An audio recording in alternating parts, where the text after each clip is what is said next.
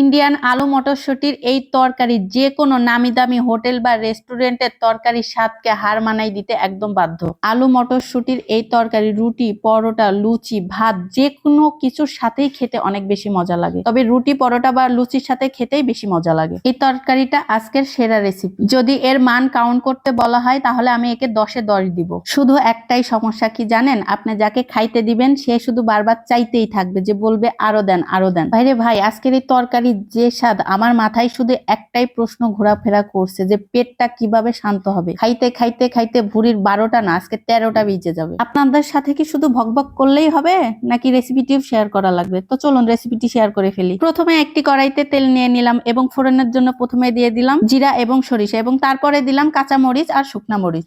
এরপরে কয়েক সেকেন্ডের জন্য নেড়েচেড়ে দিয়ে তার মধ্যে দিয়ে দিলাম টমেটো কুচি এবং সাথে কিছুটা পরিমাণ পেঁয়াজ কুচিও দিয়ে দিলাম। এবার টমেটো আর পেঁয়াজ কিছুক্ষণ ভেজে নিব। একটু নরম হয়ে আসলে তখন দিয়ে দেবে এর মধ্যে গুঁড়া মশলা, মরিচ গুঁড়া, হলুদ গুঁড়া আর ধনিয়ার গুঁড়া। সাথে আরো দিলাম রসুন বাটা, ভাজা জিরার গুঁড়া আর সামান্য গরম মশলার গুঁড়া। এখন কিছুটা পরিমাণ পানি দিয়ে দিলাম মশলা কষানোর জন্য। তারপরে দিয়ে দিলাম স্বাদ মতো লবণ।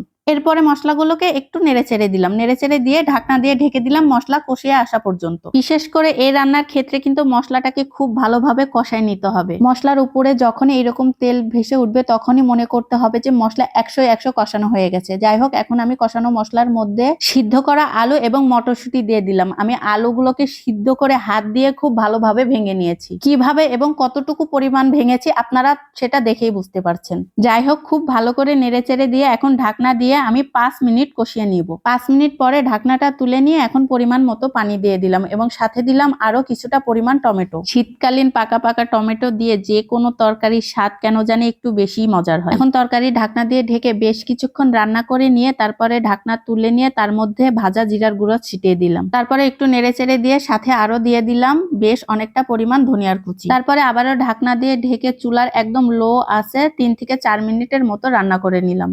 ব্যাস, তৈরি হয়ে গেল আমাদের রুটি পরোটার সাথে খাওয়ার জন্য অসাধারণ স্বাদের আলু মটরশুটির তরকারি।